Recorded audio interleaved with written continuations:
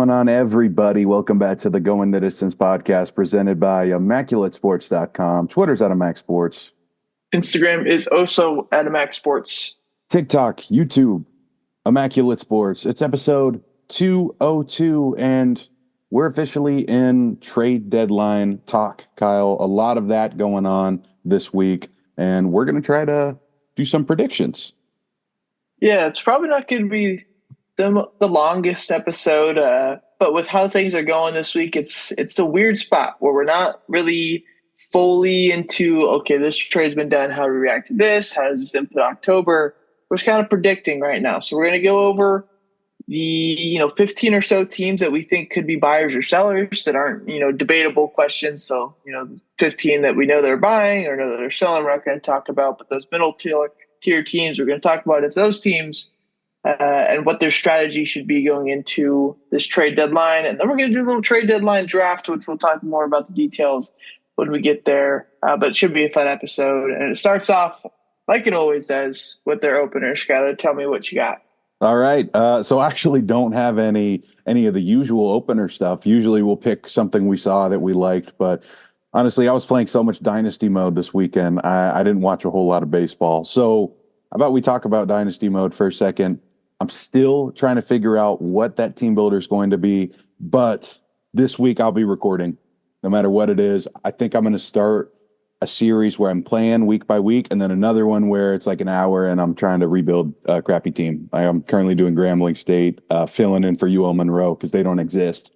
And I'm having a lot of fun. I'm trying to master recruiting and try not to be OP, but just like to understand your resources. If you're a really bad team, you can't have 35 guys on your board. So that is my opener.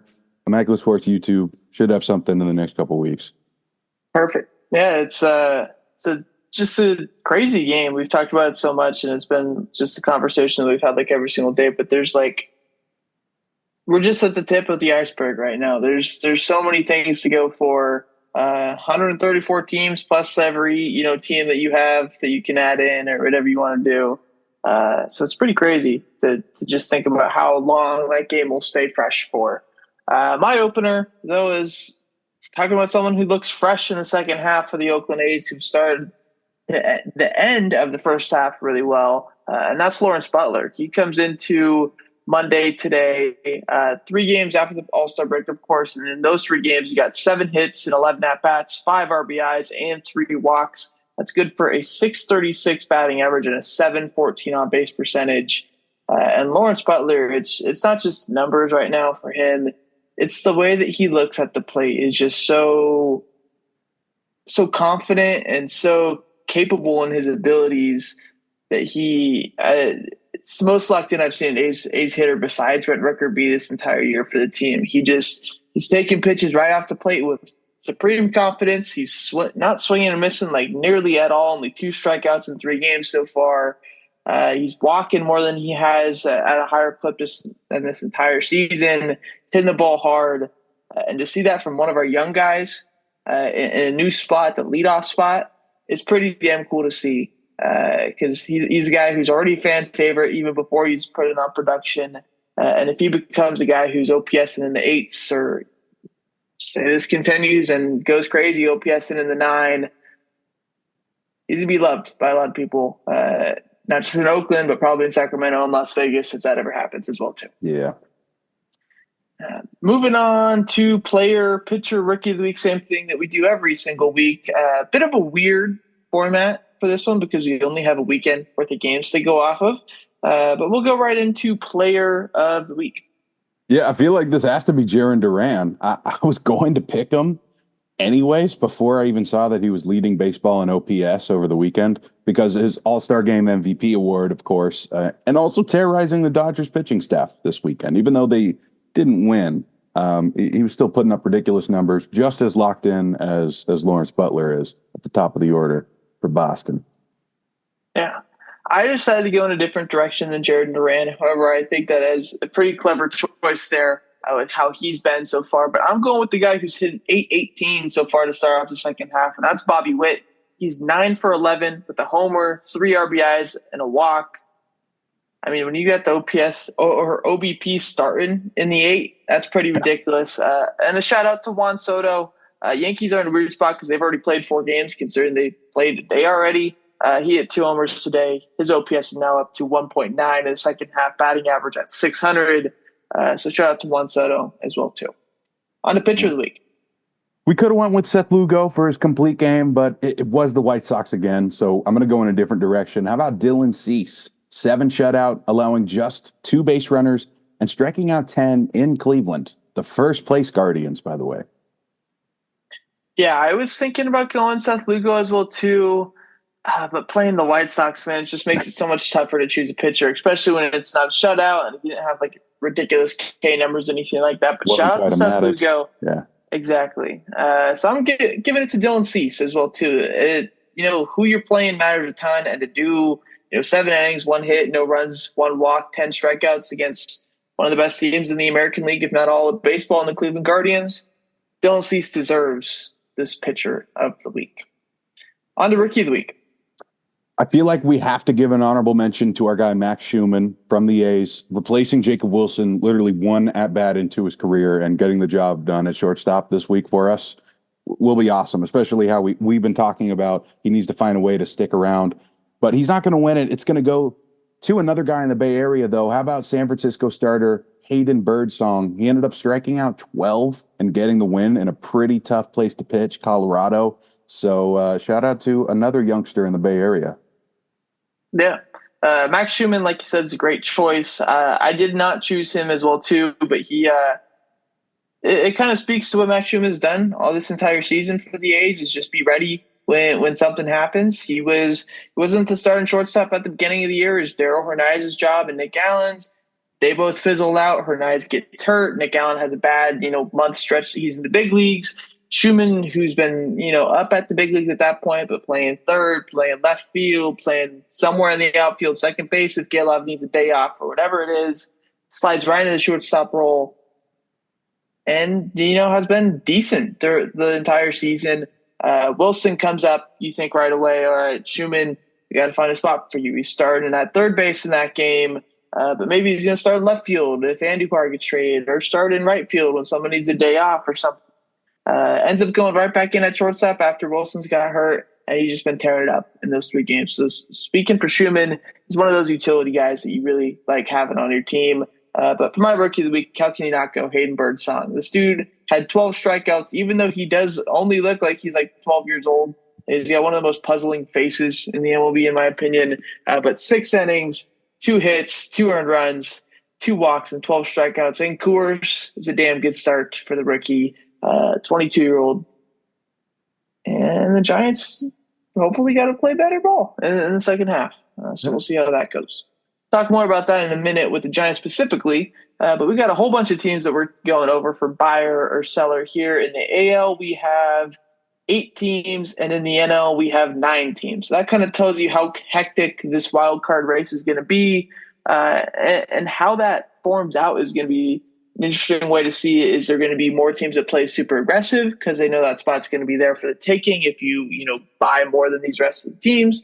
Or are we going to see some of these teams kind of just not do much, trust themselves in the rosters because it is so hectic, and those top teams at the division are kind of sticking their spots as well too. But we'll go right into it with the American League team starting from the Minnesota Twins. Skyler, how do you think the Twins play this trade deadline? I think they're going to be buyers. They do have a lot of depth, but that comes with even more injuries with this squad. They need to be ready for whatever happens. I'm going to say they slightly buy here for some bats. Yeah, the Twins are in a weird spot because if they're healthy, they're probably winning the division with Royce Lewis and Carlos Correa and all these pitchers. But we just know health isn't going to be an option for that team. They're going to have to navigate injuries through the entire season. So my motto for them is to buy harder than the Guardians. If the Guardians go get a big bat, you got to answer back and go get one as well too. And starting off with an early move wouldn't be the worst thing to do if you're the Twins. I definitely think they buy, but they just got to make sure that they buy harder than the Guardians to stay in that division race if the Guardians were to have a bad August or September. Next up, also in the Central, the Kansas City Royals. Yeah, I think this is another very similar situation to what you just said. If Minnesota's slightly buying, Kansas City has to too. They've opened up this window that not a lot of people really expected, especially after spending in the offseason. So keep it going. Don't get rid of the core, but just slightly add some guys, especially if your division's getting better. Yeah, I think the Royals are in a weird spot because this is, as far as a competitive window, this is just the very beginning of it for the Royals in a surprising season. Everybody kind of just expected them to be, a little bit under 500, I think was the general consensus. And this year they've stuck at, 10 games over 500 for over 100 games now into the season. I think they buy, but I don't want them to be super, super aggressive because this is, again, just the beginning of their future. So think more of those long-term moves. Think of, a guy that has a few years of control that you can go ahead and stick on your team for 3 to 4 years, or go after a cheap rental that isn't going to cost, a number 5 prospect in your system. Go ahead and build for the future rather than, giving up all of your prospects for right now. Next up, the Boston Red Sox. I got another slight buy here, 3 in a row. And this one is all about the new GM here, Craig Breslow. We don't really know what his strategy is going to be. He hasn't been in this situation yet. And he's itching to get his guys, his draft picks up to the field. But also, you want to get over the hump. So you're not trading Duran, you're not trading Rafi. But I do think this is another team playing for the future. They got to do something. Yeah. Red Sox, again, one of those weird teams where it doesn't really feel like they should go all in because they are so young and they have so many, prospects, whether that's Kyle Teel, Roman Anthony, or Marcelo Meyer. But I do say they buy. I think, bullpen would be a great spot to add. You can never add enough bullpen. And then maybe a bat that can help them out somewhere in the middle of their lineup. But I'm not giving up any of their top-tier prospects. Don't go out and get a Louis Bob. Don't get a Garrett Crochet. Don't do anything too crazy. Just stick with what you got because the Red Sox are going to be in this, competitive division for the next Ever. 5 years with these young guys. Yeah. Next up, the Seattle Mariners. They need to be buying heavy. This is the weakest I've seen the AL West since the A's won it with an all-rookie rotation about 10 years ago. You have a lot of pitching. You can't hit the ball consistently. You got to make some moves and get the lineup as perfected as you possibly can. And I'm sure we'll mention a lot today, another bullpen guy. There's so many and they're always available. Yeah, I think the general consensus for the Mariners is to go all in. This is a team that we've seen, right on the edge of should they really make a move and be aggressive here or should they play it back? And they played it back the last, 3 or 4 years and it's failed them every single time. Now I think they've learned enough where they should go all in. Go ahead and get you one of those biggest names in the market. Go ahead and add stuff in the bullpen, even though your bullpen's good. This lineup is just so bad. We saw that they DFA'd Ty France, not Tyler. Yeah. Ty France yesterday. Julio Rodriguez got hurt yesterday. You have to find a way to make runs in your lineup, and it's not with the guys that they have in right now. And they don't really have prospects that they could call up at this exact moment to help out their team. One thing they do have going for them is they have we talked about it last week or whatever, that they have an influx of really young, good prospects that are super valuable to teams, and they can go ahead and swing, Vladdy or a Louis Bob if they really wanted to make that stuff happen. So I think they got to go all in because, like you said, this is the weakest the AL West has been in a long time, and it's up for theirs for the taking. Next up, the Tampa Bay Rays. I think whether they like it or not, they have to be sellers because that's just the way this game is played. Of course, they could go on a run and grab the last wild card spot, but there's no way they're going past that with their entire team on the IL. I think anyone is on the table. I don't think we see a Rosarina get traded yet, but I wouldn't be shocked either way. Yeah, we've seen the Rays make interesting trades for the last their entire franchise history, really. But within the last 5 to 10 years specifically, they're at 50-50 right now. And what they've always done is they've maximized their talent in good spots, whether that's trading away Austin Meadows a few years ago to get one of the guys who's in the trade deadline talks this year, and Isaac Paredes. They've done these weird moves that have all seemed to pay off for them. And right now, I think it's a good time for them to sell those parts that are on the high. Just like Isaac Paredes, who's only 25, but maybe this is the max he's going to be in his career. Yandy Diaz, already 32 years old, still productive back, could be really good there. Eflin, Jason Adam, Pete Fairbanks, all those dudes who are having good seasons, you can go ahead and get rid of and be okay and retool for the future, because you know for sure you're going to have to be good to be relevant in this division with how the Orioles are, how the Yankees are, and how we just talked how the Red Sox might be in a couple years. Next up, the Detroit Tigers. I say the Tigers do nothing. I don't think they're going to be willing to move on from many young guys yet with so much service time yet. And I think they just really want to get to 81 wins, just see if it's possible to eventually win with the squad they have. One piece that I do think that they should look at trading is Jack Flaherty. He's been really good this year. He's on a 1-year deal. There's been a ton of rumors with Tariq Skubal. I have in all caps on my thing. Do not trade Tariq, because if you're going to be good in the future, this guy's going to be the ace of your rotation. He just has to be. And if you give him up and you're looking to kind of go into that competitive window that they've seemed to been trying to break into for the last 3 years, you're not going to do it without an ace like him. So don't trade Tariq. Give off maybe a bullpen piece. Trade Jack Flaherty, because he's probably the best starter on the market right now from the right-handed side. Just don't trade Tariq is all I have. Next up, the world champion Texas Rangers. I could see a slight sell from them here. They need a lot of pitching help, and they probably understand this is not their year. There's a lot of big contracts, a lot of older guys, and they're going to be limited in what they could do here. So compared to these other teams that we've talked about, I think this is going to be way more low-key. I think it's an interesting spot for the Rangers because they, like you said, not having the great season, maybe they could sell on some of those older guys, whatever. But I think some of those older guys make them feel like they should buy more because they know that the roster can do it. They just did it last year. They won the World Series. And I think riding that high a little bit, you got to buy, in my opinion. I think they'll add pitching, maybe an outfielder as well, too. They've been getting some, kind of disappointing production from, Leodis Taveras, Adolis Garcia, Jonah Heim, Marcus Semien, who's now starting to heat up. But those guys that you kind of locked in as, for sure guys last year aren't doing it right now. So I think, maybe add a smaller bat, maybe add a starter, definitely add some bullpen, and things will be kicking again for them once we get to, late September. The Blue Jays.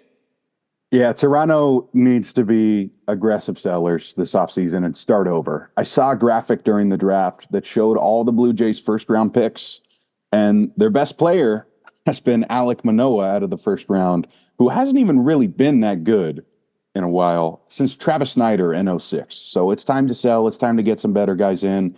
The best runs they've made have been from restarting at the deadline. Yeah. The Blue Jays, I think you got to sell everything. Anybody that you get consistent offers for, whether it's Vladdy, Bo, a starter, a reliever, whoever it is, give them up. Because I talked about with the Rays, where you got to be really damn good to be good in this division. The Blue Jays, they are not good. Go ahead and start the rebuild right now. Build up that farm system and come back in 3 or 4 years and say, hey, this is our team. But for right now, sell everything you got. On to the NL side, starting off with the St. Louis Cardinals. I also have the Cardinals doing nothing right now. I can't see them selling anything right now if they're still in the race. Maybe one more good run with Goldie and Arenado, and then they'll trade everyone next year, start over. Yeah, even though that they're in the wild card spot right now, I think it's a weird way to go about it. There's not really a clear, super aggressive buy. Go ahead and sell. I think it's a moderate buy. I think maybe they add some bullpen, maybe a bat. That lineup hasn't been doing that much this year. So go ahead and add some small pieces, but don't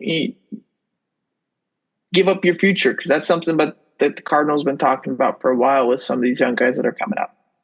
Next up, the New York Mets.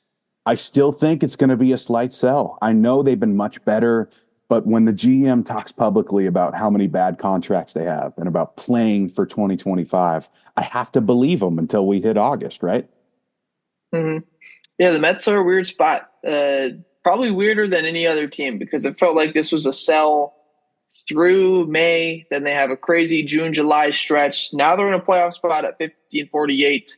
I think they add small pieces, if at all. I think the team is honestly fine. And like you said, the GM knows this isn't their window, so they're not going to be pulling off some crazy aggressive trade.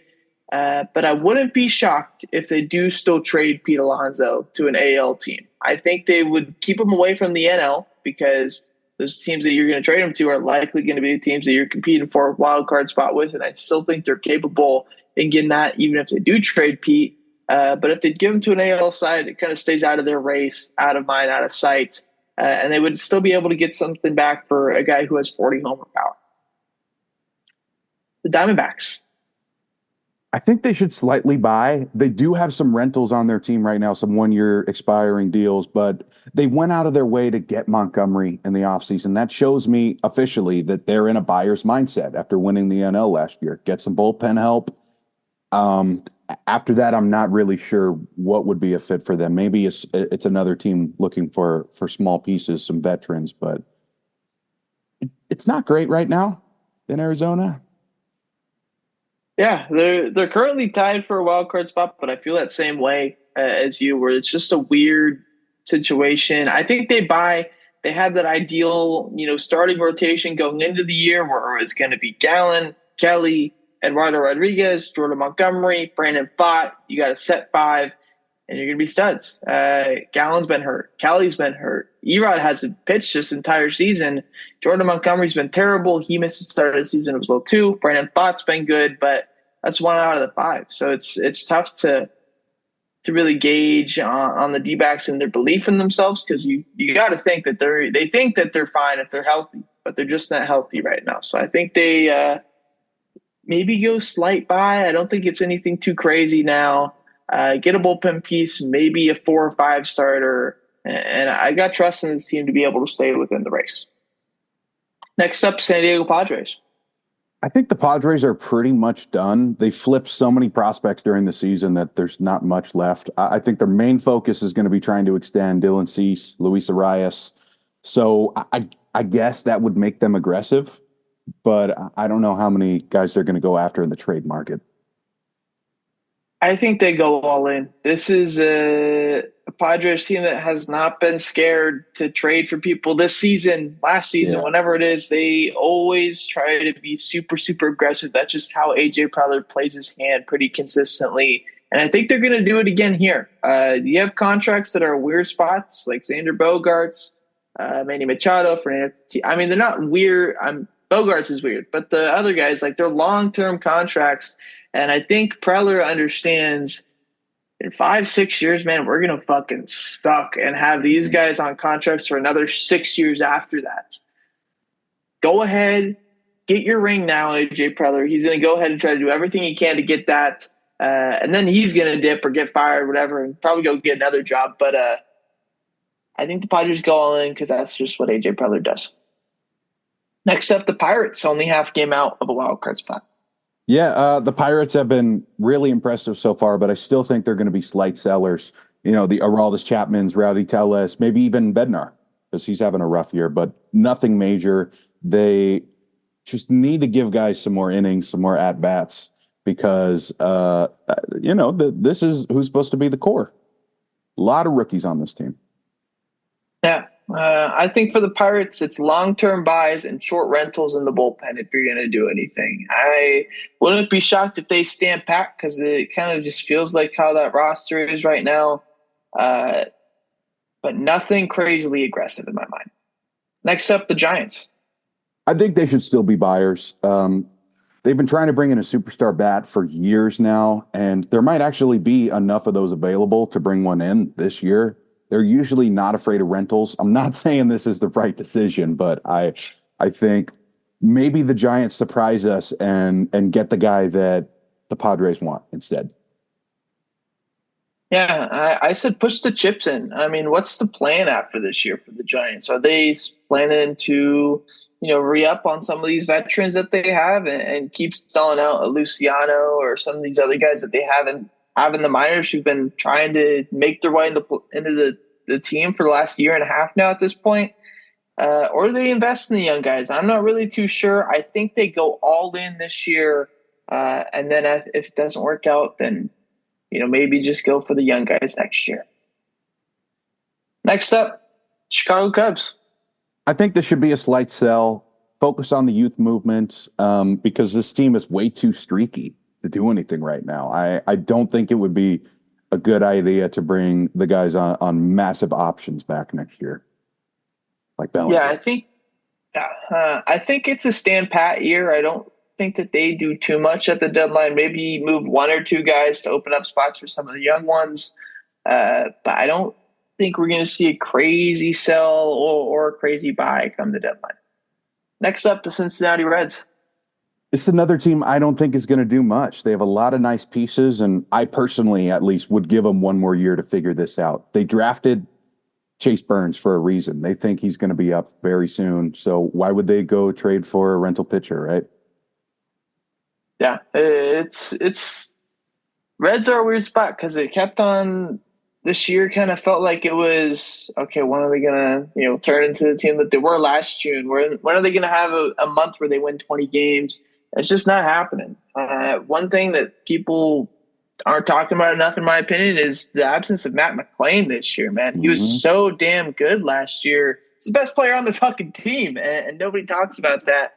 And now he's out for pretty much the entire season, never got to play this season at all. And I think some people are looking for answers with the Reds. That's the fucking answer. Like that's what it is. 300 hitter. Exactly. That's the guy who's going to OPS in the high eights. He's going to, kind of complete everything for you in that lineup. So I think they, reload, trade the vets, whether that's Montas, Nick Martinez, maybe a bullpen piece like Buck Farmer, Alexis Diaz. Get some of the guys have been having some interesting years. Trade those guys. Get ready for next year because you're going to be around for a long time if you have McClain, Ellie, Steer, and most of those guys healthy. Next up, and the last thing that we're going to do, the Washington Nationals. Yeah, they got to sell again, unfortunately. It's a nice group of veterans and young guys, but the sad reality is they're probably not as good as we thought. This is probably the peak for a lot of these guys like Lane Thomas, who I'm not saying he's getting traded, but a whole team of Lance Thomas's is probably not going to go to the playoffs. That's all I'm saying. Probably got to make a move. Yeah. They're trading the vets, 100%. I don't think we see any scenario where this team buys. They're going to try to open some spots up for those young guys that they've been drafting and having in the minors waiting for spots now at this point. I think one of the biggest locks of a guy to be traded, maybe showing my hand here a little bit for this trade deadline draft, Jesse Winker is not going to be a national in 2 weeks. That's just not going to be how it goes. So they're definitely going to trade the vets. I don't think we see, crazy, Mackenzie Gore's gone or something like that. Just play cool. Know that you have the next chapter of the NL East, perhaps, and be smart. Don't do anything too crazy. Next up, we are doing our MLB trade deadline draft. This is 3 weeks in a row now that we've done a draft. These are starting to be a little bit recurring in our episodes now. Kind of similar to the format that the John Boy Media guys do, because those are really fun to watch. We are doing it in the fashion where we get 8 rounds, so similar before. We pick a player and the team that they're going to go to. We will be able to choose the same players. So say, for example, I have Crochet going to the Yankees and Skyler has Crochet going to the Red Sox. That's fine. But we just can't have them both going to the same team. So once, Crochet to the Yankees is gone, I can't say that again. And point system, how is that going to work? We get 1 point for if that player is traded, and we get 2 points for if that player is traded to the team that we are assuming he goes to. All right. So let me pull up a heads or tails because I completely forgot about doing that. And we will see who starts it here. I got it right here. We'll flip it. And oh shit, Yeah, you didn't say yeah, heads or yeah. tails. You Tails said never fails. tails. Tails Tails never never fails. fails. Oh my Yeah. gosh. Oh my gosh. Ah, all right. All It's right. tails. It's good. Do you want the first pick or do you want to defer? You can have the first pick, actually. Yeah. Okay. Okay. All right. Smart pick here, I think, is the pick I'm gonna go with. Let me just pull up a spot that I can write all these down. That way we don't lose what we're doing here out of sight, out of mind. I'm starting off with the guy that we mocked a couple weeks ago. We mocked him to the same team. I'm starting with Vladdy Jr. to the Seattle Mariners. They need a bat. This is a guy that they've talked about for a long time, and I think it's a perfect fit here. Yeah, also had that, like you said, great pick on my board, pretty high. But I'm going to go here with back-to-back White Sox because it's got to be a guarantee these guys are getting traded. So what I have is Garrett Crochet to Baltimore and Tommy Pham to the Phillies. Gotcha. Perfect. Next up for my couple of picks here, I am going to go with the lesser scale one, kind of similar to the Pham one. I'm going Kevin Pillar to the Braves. I think that's a move that would perfectly line up with how the Braves tend to do things at this deadline spot. Pillar's been good this season. Seems like a for sure guy that's going to get traded. And Atlanta, it just seems like the perfect location for him. All right. Next up, I'm gonna. How do I want to do this? I'm gonna move a pitcher.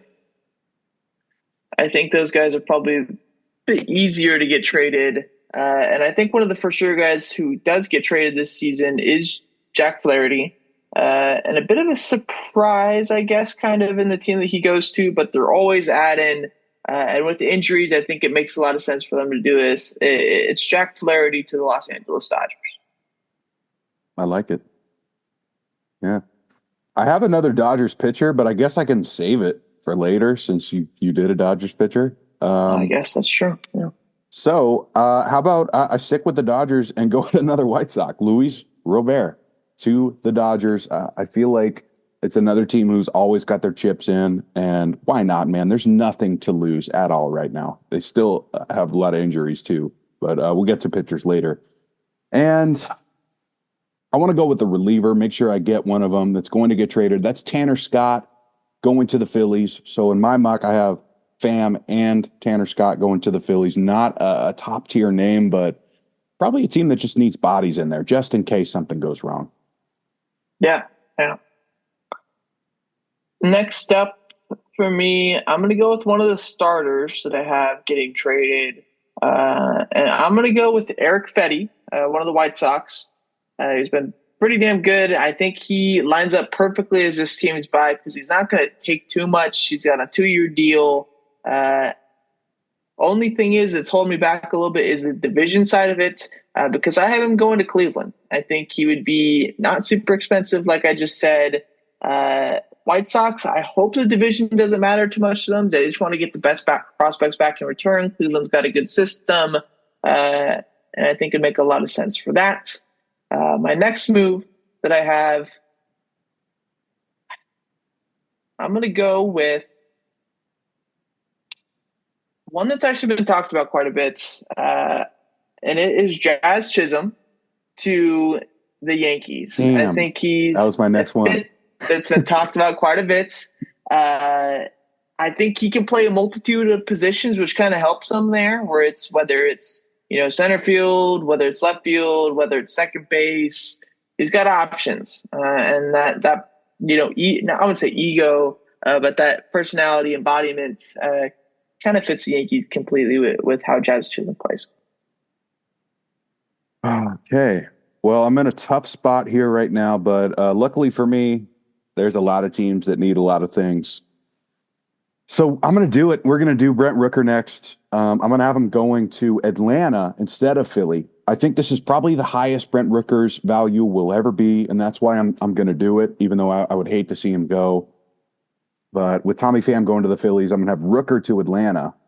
And next up here, Oh, this is tough, but I'm going to get a starter out of the way here. Let's go with Zach Eflin, also to Atlanta. They've had a lot of injuries. I'm picking a bet later this week that we'll talk about in a minute, and Spencer Schwallenbach is starting, and well, that's just not going to be okay in the playoffs. So Zach Eflin is a guy with a lot of playoff experience. Yeah, I hope the record to Atlanta thing doesn't happen because I don't want Hurst and Waltrip, and I don't want AJ Smith-Sharver, and those are the two dudes that I know Atlanta would give us. Mm. Should have gotten Spencer Strider, man. We should have had him. Regardless, we have. I have 3 more picks. Skyler has 2 more picks, I believe. Let me just make sure that's right. Yeah. 3 more for me, 2 more for Skyler. My next pick is going to involve. We'll go. We'll go Tanner Scott. I think he's a guy who definitely does get traded. However, I have him going to Baltimore. I think Mason Miller, Tanner Scott, kind of the 2 guys that are the high octane relievers that are going to get traded this offseason, this trade deadline. I don't think Miller 100% gets traded, but Tanner Scott, I have a feeling definitely does, and I think Baltimore would be the team that's asking for him the most. So Tanner Scott goes to Baltimore. The next one that I have is going to be Isaac Paredes. He's a guy, like I said, going to buy high, and it's always been Randy to the Dodgers. That's been something that's been mocked so often. The Dodgers need a Mexican superstar, whatever. I've seen so many headlines about that.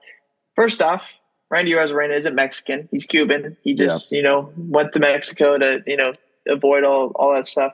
How about a real Mexican? Isaac Paredes going to the Dodgers, getting that full side. Another one of those just bats that the Dodgers can add to their lineup and just make that lineup damn near impossible to face. They have one of the lowest OPSing third basemen right now so far, the guys that they played the season, and I think Paredes would be a perfect guy to solve that.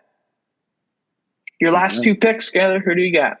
This isn't one of my picks. I just want to hear what you think because it's on my board. What about Paredes to Kansas City? How'd you feel about that? They love Michael Garcia, man. I don't think he's going to get moved. That's true. Maybe he could play second, maybe, and if they wanted Frazier or Hampson, whoever's been playing, Hampson's there. Yeah, I don't know. They're probably more looking Paredes, for an outfielder, right? I think it's weird for Kansas City because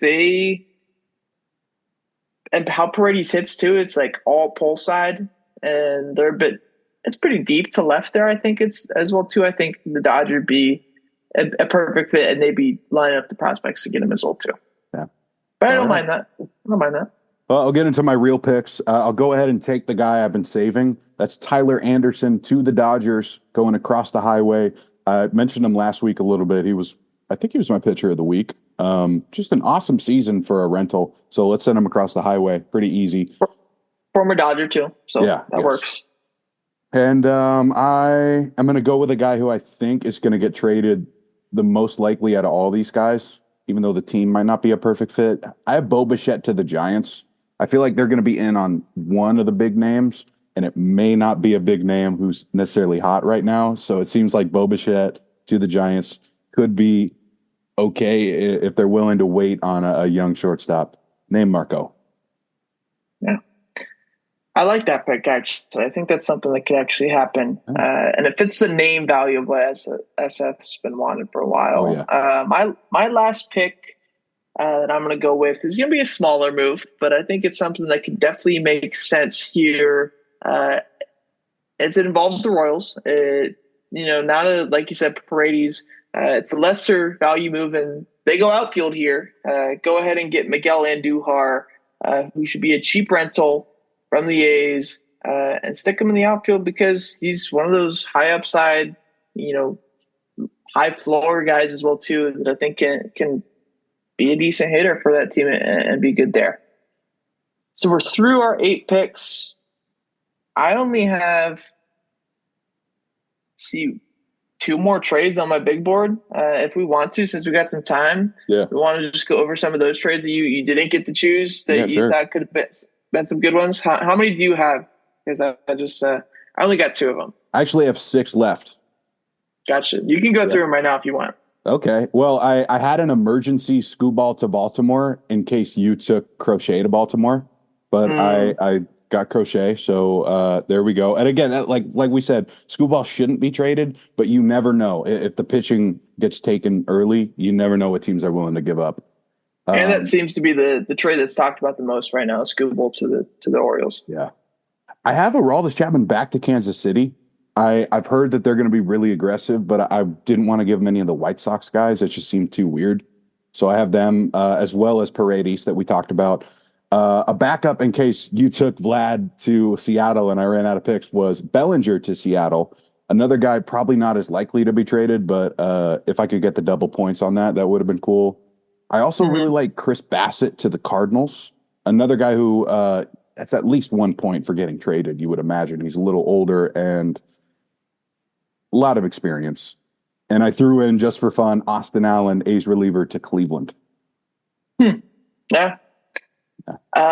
My two trades that I have on here, first of which is Luis Renifo going to the Braves. He's a guy who's been mocked pretty much everywhere, can kind of fit whatever because he can play wherever, and switch hitter is always going to fit in your lineup.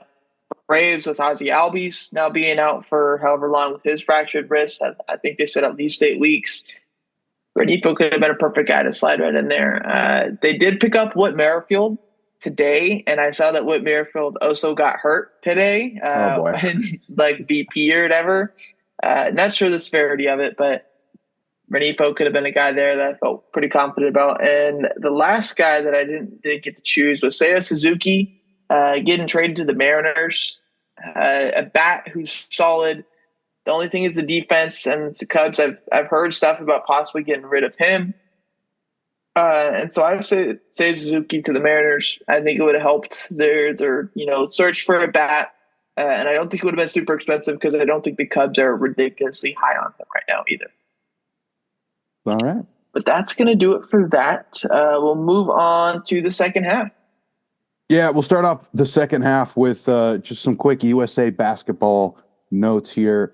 They have won their last 2 games, but they've been really close. The other day against South Sudan, got to be one of the lowest prestige countries in basketball that we have here. Gave USA a little bit of a scare. 101-100. This game was all LeBron James, the most efficient 23, 6 and 6 you'll ever see in your life. That just amazes us every time he steps onto the floor, right? Steph Curry didn't get a lot of shots, but he had 12 points, pretty efficient himself. And Anthony Davis is going to be a monster in this tournament. He blocks everybody. He had 15 and 11. Today, actually, too, Team USA looks like they snuck one out against Germany. So that's good to see. I haven't seen the box score. That one was not televised. But, hey, at least they're getting the job done, right? But maybe a little scary that they're playing down to their opponents so far. Yeah, I'm not putting too much stock in it, I want to say. I think as of right now, they're just trying to figure out what works for that roster. There's so many different guys that are not used to being role players. Everybody on that team is used to having the ball in their hands every single play pretty much for their team. They're learning how to play with stars, and it's going to be a bit of a learning curve. But hopefully they're good to go by whenever the Olympics start here in a few days. Yeah, for sure. We had an interesting trade for a reliever for a draft pick that you may want to talk about. I don't remember other moves. I have this trade pulled up if you want me to talk about it. Perfect. Go ahead. We had Hunter Harvey, who was a right-handed reliever for the Nationals, having a decent season. Used to be a top prospect in the Orioles system, failed starter, back in the bullpen now, guy for the Royals after they traded for him. I'm not exactly too sure on how his control is, but I assume he probably has a year and a half would be most likely thing in my mind. What they got back, though, minor leaguer third baseman Caden Wallace, who was Kansas City's number 2 prospect, pretty big prospect on the move there. And then they also gave up a draft pick. Like you said, competitive balance, a pick. The 2024 draft at number 39 overall, one of those few draft picks that's able to be traded. And with that pick, the Nationals took Cal shortstop Caleb Lamavita, who is a projected good hitter, could handle the hot corner or even the outfield spot if needed to be. But there's no reason to think that he can't stick behind the dish, according to MLB Pipeline. But 60 great arm, good fielder, good hitter. That's the only trade that we've really had so far. I saw MLB Moves James Paxton got DFA'd today, who has been solid for the Dodgers. He did 4.3 ERA, 8-2 record, which obviously doesn't mean much, but 4.3 ERA and I want to say 90 innings or something like that so far this season for the Dodgers. Made every single start in the rotation so far. They DFA him in order for Clayton Kershaw to come back here in a couple of days. So it's definitely going to be someone that they want in that. But the DFA waiver scenario is always kind of weird. Maybe we see like a trade with that waiver spot, or maybe the A's or the Rockies or the Marlins pick them up for a week and trade them next week and go from there. We'll see how that goes. But that's kind of where we're at in the MLB moves right now. We've had rumors, but rumors aren't nothing unless it becomes something. So we'll talk more about those next week, the week after that, as we get closer to trade deadline here in a couple of weeks. All right. Moving on to our Layups bowl predictions. So we had a rough week last week, 0 for 4, but we took a lot of kind of out of the blue shots just with the home run derby, all-star game and whatnot. I had Adolis Garcia advancing to the second round. He did not. The disappointing season continues for him, even in the home run derby, even if it's at home. Skylar Vlad Jr., one hit in the all-star game. He got robbed by Trey Turner, who had a diving play. Didn't get that hit back, unfortunately, but close for Skylar there. This week, I have the Pittsburgh Pirates money line on Tuesday against the St. Louis Cardinals. That is Paul Skeens' start versus Lance Lynn at home for Skeens. He's been dominant first start of the second half. Give me the Pirates. Yeah. I'm going to go with the A's actually here for my layup. They've just seemed to have the Angels number. That's Joey Estes taking on the opener, Carson Fulmer. I remember him at Vanderbilt. It's crazy. He's finally, back up in the majors, which is cool. But the A's are going to take him down on Friday night. What's funny is that was the matchup yesterday, but the A's lost. It's kind of crazy. How many innings did Carson Fulmer pitch? 3 or 4, I want to say. Yeah, but we'll get him back. Don't worry. Yeah, A's seem to have the number. Joey Estes has been good against the Angels in his starts as well too, so I like that pick. Last week, home run derby picks did not work out well. I had Gunnar Henderson versus Pete Alonso in the final. We don't want to talk about it there. Skylar had Alonso winning the home run derby. Did not happen there. But they were two pretty far out picks, so I'm not really too ashamed about that. This week, I have the Mets money line on Tuesday. That is Jose Quintana going up against Louis Eel in the Subway Series in the Bronx at the home of the Yankees. Mets beat the shit out of the Yankees the last 2 times they played. This one, I'm not saying they beat the shit out of them, but I think they get the dub. Mets have had that vibe boost over the Yankees this year, and I think they get it there as well, too. Yeah, my bold prediction's also going to include the Mets, but I'm going to take the Braves to beat them. You may be thinking the Braves winning? That's not a bold prediction, but right now on ESPN, they only have a 35% chance to win. That's because they're going to be facing Kodai Senga, his first time pitching this year in a while, man. And Spencer Schwallenbeck, get the win, man. Come on. Why did it say 35% on ESPN? To remember what the odds were, because there's no official book odds that I could find yet.